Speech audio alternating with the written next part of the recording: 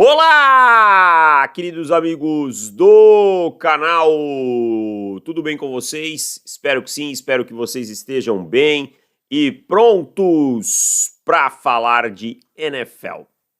Bom, vamos lá, vamos falar dessa semana 10 do Domingão de NFL, semana 10 com muitas coisas interessantes acontecendo, muitos contornos, aparecendo aí do que vai ser a pós-temporada. Mas antes de falar sobre os jogos em si, eu quero pedir para você se inscrever no canal e também considerar se tornar membro do clube do canal, que tem muito conteúdo exclusivo e planos para todos os bolsos. Vamos começar falando do último International Game, né? Os Panthers venceram os Giants na prorrogação por 20-17. International Game disputado na Alemanha, em Munique. E, olha, notícia importante antes do jogo, né? Roger Goodell falou que a ideia da liga é ter 8 jogos no ano que vem fora dos Estados Unidos e ele citou nominalmente o Brasil. A novidade é a Irlanda e a Espanha, pelo que tudo indica, mas ele citou nominalmente o Brasil. Isso é muito bom, temos grandes chances de ter um jogo no Brasil de novo em 2025. Mas vamos falar sobre o jogo, uma vitória na prorrogação. O Bryce Young teve um jogo sólido, né? O Daniel Jones nem tanto. O Daniel Jones no primeiro tempo sofreu demais, no segundo também não encontrou algumas campanhas, mas quem liderou os ataques foram o Chuba Hubbard num lado, o Tyron Tracy no outro, mas o Tyron Tracy sofreu um fumble na prorrogação que posicionou basicamente o field goal da vitória dos Panthers. Um jogo assim equilibrado até certo ponto, né? Um jogo que termina 17-17, que vai à prorrogação, mas que o nível técnico, vamos lá, deixou bastante a desejar, né?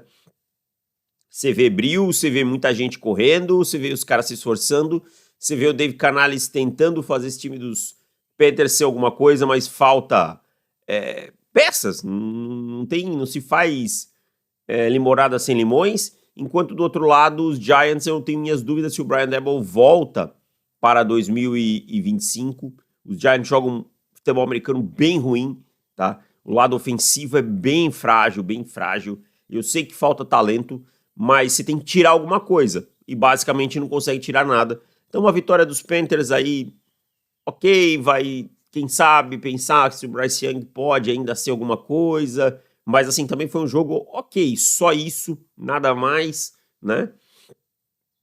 Enquanto do outro lado tá muito claro que o Daniel Jones não é o futuro da franquia, que o time precisa resolver essa posição de quarterback. Ontem se pensou nele no banco, mas um jogo bem fraco de duas equipes que basicamente já estão eliminadas. Passando agora para os jogos da tarde, tivemos a vitória dos Patriots por 19-3 sobre os Bears. Olha, eu vou falar sobre esse Bears aí. O Matt Eberflus, eu não sei se ele dura até o fim da temporada. O trem descarrilhou, depois daquele Hail Mary do Jayden Daniels lá, que o Tariq Stevenson desviou e o Noah Brown pegou, o trem descarrilhou. A coisa não funciona mais. O ataque dos Bears não existe. O Caleb Williams, ele voltou a ser aquele jogador do começo da temporada, o calouro que estava preocupando muito. E começa a preocupar. Eu sei, é ano de calouro, a comissão técnica não é boa, mas assim, muitas coisas que passam por ele. Voltou a ser hesitante, voltou a segurar a bola mais do que devia, né? Ontem não tinha os dois offensive tackles titulares e ainda assim queria segurar a bola. Você não vai conseguir isso na NFL. Foram 9 sacks, 1 de 14 em terceiras descidas, 1 de 14, cara, você não vai vencer na liga. É muito difícil, tá? Agora, do outro lado, uma boa reação defensiva dos Patriots, né? O Gerald Mayo tinha reclamado da defesa, tinha dito que ela estava jogando soft, que não podia ser daquele jeito, e os caras reagiram, foram 9 sacks, como eu falei, muita solidez, só 3 pontos cedidos. No lado defensivo, nada de espetacular, um jogo ok do Drake May, lançou uma interceptação bem ruim, mas conseguiu uma ou outra boa jogada, um touchdown do Jalen Polk, uma corridinha aqui com ou outra aqui com o Ramondre Stevenson, suficiente para colocar 19 pontos no placar. 19 pontos não é um número que você vai vencer muitos jogos, mas quando sua defesa cede só 3, né, aí tá valendo. Então, um bom jogo aqui da defesa dos Patriots, os Bears voltam a preocupar, voltam a andar para trás, e Matt Eberflus não me parece que vai ter vida longa lá em Chicago. Bom, vamos falar agora de Bills 30, Colts 20. Até parece esse placar faz parecer que o jogo estava mais perto, mas os Colts eles anotaram um touchdown no finalzinho já, assim, garbage total, né? O Flacco até teve um jogo com muito volume, tá? Se você pegar as jardas, ele teve um número bom, mas ele errou bastante, tá? Ele errou bastante. A primeira jogada do jogo é uma pick six que ele lança. Ele teve 3 interceptações, ele perdeu alvos livres. Então, assim, não foi um bom jogo do Joe Flacco. Não tô dizendo que o Anthony Richardson ia fazer super melhor e tal. Não sei. Mas, assim, não é como se o Flacco tivesse sendo o Flacco dos Browns de 2023. Claro que o entorno também impacta e tudo mais, né? Ontem o Michael Pittman estava fora e por aí vai. Já o Josh Allen também não teve um jogo limpo. Teve 2 interceptações, uma bem feia também, né, que eu não sei o que ele viu ali, mas conectou suas big plays. Ontem também sem o Amari Cooper, sem o Keon Coleman, né, jogando ali com o Khalil Shakir, basicamente. Conectou, conseguiu grandes jogadas, não anotou touchdowns aéreos, mas anotou um touchdown terrestre. Então conseguiu encontrar um pouco de ritmo, principalmente no segundo tempo. Aí o time estabeleceu um controle. A defesa, como eu falei, o Flacco aí teve suas interceptações. O Taron Johnson jogando muito bem, né? O Taron Johnson, para mim, é um dos melhores nickels da liga. Então, assim, uma vitória tranquila dos Bills. O placar não reflete exatamente o que o jogo foi. Para mim, Buffalo teve domínio desse jogo. Venceu os Colts também. É um time que, olha, o Shane Steichen, eu não sei se vai vingar, né? E é ruim quando você já vai ver um quarterback calouro que foi pro banco. Quem sabe ano que vem tendo uma oportunidade já com outro treinador, porque a gente já não sabe se é o cara que é ele, sempre fica essa coisa no ar, né? Mas os Colts estão numa situação complicada aí também com o Shane Steichen. Seguindo com Chiefs 16, Broncos 14. Amigo, no Red Zone lá eu tive que me segurar, né? Tive que ser profissional, porque naquela hora ali a gente tá trabalhando, mas doeu no coração ver aquele momento do field goal block. Denver chegou a abrir 14-3 no primeiro tempo. Tá? O Curtis Sutton com um touchdown, bastante pressão para cima do Patrick Mahomes, o Nick Bonito jogando muito bem, o Pat Surtain jogando muito bem na secundária, desafiando os recebedores mesmo dos Chiefs, e o Mahomes não jogou bem, tá? Eu não vou dizer aqui que o Mahomes jogou bem, porque ele não jogou não. Tá? O Mahomes teve alguns lances bons, mas perdeu oportunidades que ele não costuma perder, perdeu um touchdown pro Travis Kelce no final do jogo, que acabou virando só um field goal. Então, tá? E aí deu uma chance para Denver. E aí o Bo Nix, que para mim fez um bom jogo, tá? Conduziu a campanha da vitória para o Denver Broncos, posicionou um field goal de 35 jardas e aí field goal bloqueado, tá? Field goal bloqueado. O Denver teve o field goal da vitória bloqueado, tá? E doeu. Mas eu acho que assim, o torcedor de Denver tem que pensar da seguinte forma: ok, competimos de igual para igual contra os Chiefs, né? Anotamos só 14 pontos, mas tivemos a bola para vencer o jogo. A defesa dos Chiefs é muito forte, cara. É muito forte. O Chris Jones joga muita bola. Tem muita gente jogando em alto nível, tá? E aí vem esse field goal block, que é o quê? Aquele time que encontra formas de vencer, tá? Encontrou uma forma de vencer ontem. E é aquela coisa, encontra formas de vencer, como eu vinha falando, tá? E ontem encontrou, tá lá 9-0, não tem o que questionar, tá? Não tem muito o que questionar. Segue sendo um time muito forte, que tem uma defesa muito forte, que vai brigar de novo por uma final de conferência, um Super Bowl. É isso que grandes times fazem, encontram formas de vencer. Seguindo, temos a vitória do Saints sobre os Falcons, 20-17, primeiro jogo com o Darren Reese, o treinador interino, né? Os Saints tiveram mais de 100 jardas com Marquez Valdes-Scantling, tá? Eu não acredito no que eu tô vendo. Em 2024, o Marquez Valdes-Scantling aparecendo para um jogo com 2 touchdowns e mais de 100 jardas. Loucura. Algumas big plays aparecendo com o Derek Carr, né? A defesa sustentando o jogo durante boa parte também, né? Cedendo só 17 pontos para os Falcons. Então é importante quando suas duas unidades conseguem aparecer, quando suas duas unidades conseguem colaborar. O Derek Carr teve um jogo bom, né? Os Falcons, eles até avançaram, tá? Eles até avançaram, mas eles não conseguiram finalizar suas campanhas, né? O Younghoe teve 1 de 4 nos field goals. Aí são 9 pontos deixados, cara. 9 pontos que te colocariam quase um touchdown de vantagem. O Kirk Cousins teve suas oscilações durante o jogo, não foi o maior responsável, mas fez um jogo... Não foi assim aquela grande coisa, né? Não é o que você espera do Kirk Cousins. Teve uma interceptação no final que selou o jogo, mas é aquela coisa, se você não finaliza, você tem problemas. E ontem os Falcons não finalizaram suas campanhas, tiveram muitos problemas com isso, e aí custou a vitória.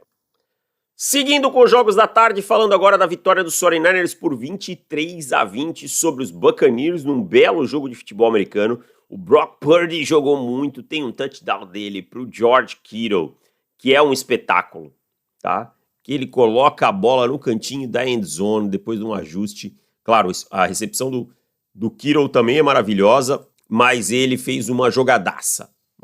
E ele jogou muito bem ontem contra o Blitz, queimou diversos Blitz. O Christian McCaffrey voltou, o torcedor dos 49ers. Mas assim, não foi o Christian McCaffrey, a ferrugem tá ali, né? A gente sabe que isso aí vai afetar um pouquinho no início, até pegar ritmo. Mais importante também vendo recebedores para além do Samuel, e aí sem o Ayuk aparecendo, o Jauan Jennings a gente já conhece, já sabia que é um jogador seguro, voltando de lesão. O Rick Pearsall aparecendo, ele que teve aquele problema, né, levou aquele tiro no começo da temporada ali, antes da temporada, o calouro aparecendo, anotando seu primeiro touchdown.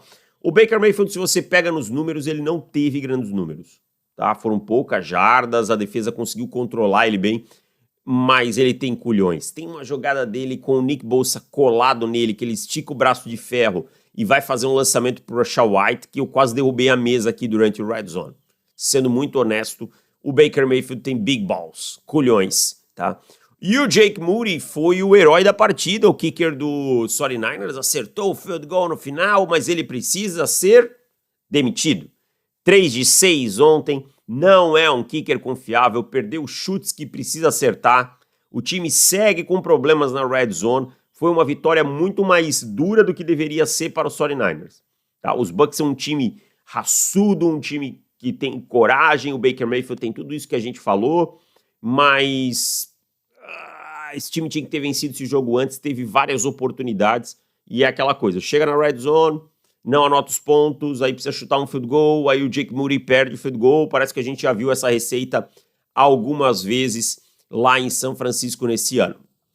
Passando para a vitória do Pittsburgh Steelers sobre os Commanders, 28-27, num jogo muito equilibrado, tá? Um belo jogo de futebol americano. O Russell Wilson encontrou as big plays de novo, né? Essa fórmula, jogo corrido, big plays do Russell Wilson funciona muito bem. O Russell Wilson não tem medo de soltar o braço, nunca foi o medo dele, né? O problema do Russell Wilson é quando ele precisa de um jogo de ritmo. Um jogo de ritmo que eu digo o quê? Uma defesa que não vai lhe dar nenhuma oportunidade de colocar uma bola no fundo do campo, uma bola contestada. Esse é o drama do Russell Wilson nos últimos anos. Ontem ele conseguiu encontrar essas big plays. O George Pickens também fez um touchdown espetacular, em que ele gira no ar e consegue encontrar ali a bola, tá? Do outro lado, um jogo sólido do Jayden Daniels, tá? Não foi um grande jogo, mas contra essa defesa de Pittsburgh foi um bom jogo, tá? O Terry McLaurin para mais de 100 jardas, os times se alternando na frente no placar, e aí tem uma quarta descida para 12, né? Para os Commanders, que os árbitros não dão o first down, e eu vou confessar que eu não consigo ter certeza se ele cruzou ou não. Então eu não vou criticar a arbitragem nesse ponto aqui. Eu não tive... Se alguém viu aí, ou pode ter visto em alguma rede social, eu não vi de verdade, tá? Mas na hora da transmissão, eu não consegui ter certeza que ele cruzou ou não. Então não dá para criticar a marcação da arbitragem, tá? Pode ser que tenha alguma imagem que eu não tenha visto, que mostra que ele claramente cruzou, e aí eu peço desculpas. Mas do que eu vi, não dá para ter certeza de nada. Jogaço. Mike Williams estreando com o touchdown que deu a vitória, né, pros Steelers. Então fica aquele chupa vai, chupa jet, será? Olha, uma big play também, né? Mas os Commanders precisam urgentemente que o Marshon Lattimore estreie, porque essa secundária tem muitos problemas na posição de cornerback. E fechando o primeiro horário, a vitória dos Vikings por 12-7 sobre os Jaguars. Tá? Os Vikings dominaram dos dois lados da bola. Se você pegar os números, os Vikings tiveram um número absurdo de jardas, uma superioridade que assusta, mas tiveram 0-5 na red zone. 0-5. Para quem é membro do canal, semana passada eu lancei um vídeo que mostra as estatísticas de como os times vencem por conta de terceiras descidas e red zone. Terceiras descidas e red zone são fundamentais. O Sam Darnold lançou 3 interceptações, 2 delas na end zone. Tá? Ou seja, você está na beira de anotar pontos e você devolve a bola para o oponente. Mas aí a defesa segurou as pontas, foram 4 field goals para vitória, o Mac Jones teve menos de 100 jardas, teve 2 interceptações e tá tudo certo, os Vikings sobreviveram, mas é aquilo que eu falo. O verdadeiro Sam Darnold aos pouquinhos foi aparecendo, tá? Não é um Sam Darnold horroroso, não é para ser esse jogador desse jogo aqui contra os Jaguars, mas nas últimas semanas a gente tem visto o verdadeiro Sam Darnold um pouquinho mais pressionado, cometendo os erros que a gente já sabia que ele era acostumado a cometer. Vamos passar para os jogos do segundo horário. Os Chargers venceram os Titans por 27-17, outro que o placar também dá uma enganadinha, tá? Esse placar aí, os Chargers venceram esse jogo um pouco antes, diríamos assim. Tá? Os Chargers tinham 27-10 até o finalzinho. Um primeiro tempo até equilibrado, tá? até com certo equilíbrio, mas depois os Chargers controlaram. Foram 7 sacks, essa defesa tem jogado muita bola. Tem muita gente aparecendo. Ontem o Bolsa apareceu, mas tem o Tuipoluro aparecendo. Tem muita gente jogando bem. A secundária jogando muito bem. É um time equilibrado. Um time que nessa segunda metade, não, né? A segunda metade tá começando agora. Mas depois do primeiro quarto da temporada ali, da semana 5, começou a ter equilíbrio entre jogo terrestre e aéreo. O Justin Herbert bem. O time correndo de forma sólida. Consegue entregar a bola na mão dos seus recebedores. Né? O McConkey e o Johnston não são super recebedores, mas fazem um trabalho ok. Né? Talvez para o futuro esse time vá pensar num recebedor de maior qualidade. Sim, mas para o que tem hoje tem feito um trabalho razoável. Os Titans até se esforçaram, o Levis não fez um jogo horroroso, o Pollard fez uma partida ok, mas é isso. Né? Não teve força para lutar. Os Titans precisam de muito talento ofensivo ao redor também. Tá? E deu Chargers assim com uma certa tranquilidade. Já que estamos falando de tranquilidade, vamos falar de uma vitória super tranquila que foi a dos Eagles sobre os Cowboys. Os Eagles com 34-6 sobre os Cowboys. Que fracasso monumental que é o Dallas Cowboys. 66 jardas aéreas. O Cooper Rush é ruim. O Trey Lance consegue ser pior. Tá? O Trey Lance consegue ser pior. O Trey Lance entrou e mostrou porque ele é reserva do Cooper Rush. Falar bem a verdade, os Eagles no lado ofensivo nem fizeram muita força, tá? O Jalen Hurts teve um jogo bem controlado, aquela coisa, quando você enfrenta um oponente, e isso o Jalen Hurts tem bom, tá? Ele é um cara que a parte mental dele de jogar o jogo e tal, ele tem bem, deve ter sido bem instruído também, mas ele tem bom. Quando você enfrenta um oponente que é tão frágil ofensivamente, no outro lado, você quer o quê? Não cometer erros. Por quê? Porque um fumble retornado, uma pick six, algo nesse sentido, uma posição de campo, pode dar uma sobrevida. Então, os Eagles ontem fizeram um jogo extremamente seguro, um jogo extremamente tranquilo. O Jalen Hurts, perfeito, controlou o jogo, mais de 100 jardas para o A.J. Brown, o jogo terrestre, algumas boas jogadas, o Hurts correndo com ela também, tranquilo, né? Até no começo, a defesa dos Cowboys manteve esse jogo vivo, até no segundo quarto, começo do terceiro ali, mas depois aí também não teve força, também não vai aguentar o jogo inteiro, né, tendo que voltar para o campo toda hora. A defesa dos Eagles teve domínio total, foram 5 turnovers, engraçado que foi só uma interceptação, mas teve 4 fumbles, o Zach Baum jogando muita bola, o Cooper DeJean se tornou titular e não sai mais desse time dos Eagles, então assim, uma vitória bem tranquila, também acho que o Mike McCarthy tá com o prazo de validade dele.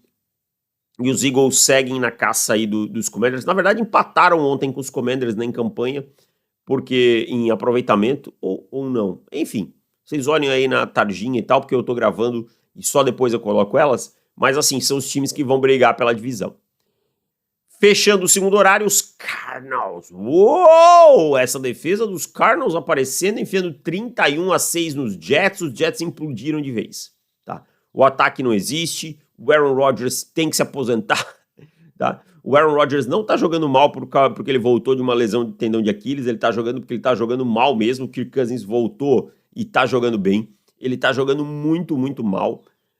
O Davante Adams dropando. O time não encontra sincronia no lado ofensivo e a defesa virou uma bomba, tá? O Sauce Gardner, que eu adoro, que jogou pra caramba ano passado, não tá jogando nada. Muitas faltas, o DJ Reed também. O corpo de linebackers não consegue dar um tackle, a linha defensiva não dá um tackle, tá? Ontem o show de tackles perdidos. E o Kyler Murray jogando um baita jogo, tá? Muito tranquilo, com muita compostura, muito lidando bem com o pocket, tá? O Kyler Murray, ele tem QS de Baker Mayfield. Eu acho ele mais talentoso que o Baker Mayfield, quanto a isso eu não tenho muitas dúvidas, mas ele joga muito bem em determinadas partidas, outras ele joga muito mal. Se ele conseguir controlar essa oscilação, os Cardinals ficam muito mais perigosos. Ontem ele teve um grande jogo, tá? Mas um grande jogo mesmo. Precisa só conseguir encontrar esse ritmo. O James Conner foi uma arma recebendo com os screen pass, e aí fica muito à prova, né, de que os Jets não conseguem taclear. O Trey McBride também teve um grande jogo, e os Jets já eram, esse projeto aí já foi para o espaço, e os Cardinals com uma bela vitória seguem na briga por essa NFC West. E fechando domingo, o Sunday Night, com a vitória dos Lions por 26-23 sobre os Texans, na festa do turnover. 5 interceptações do Jared Goff. Não, você não está ouvindo errado. 5 interceptações do Jared Goff. O time estava 23-7 atrás e ainda encontrou um jeito de vencer com o field goal do Jake Bates no final. Tá? O CJ Stroud não encontrou um jeito de fechar esse jogo. Então, seu time tem uma vantagem de 23 pontos.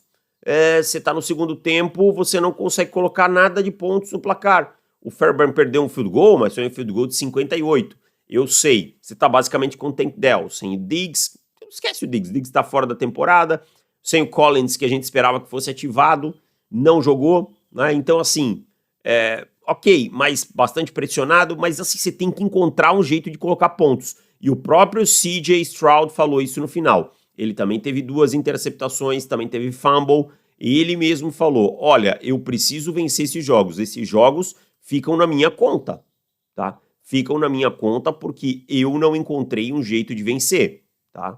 Não encontrei um jeito de vencer.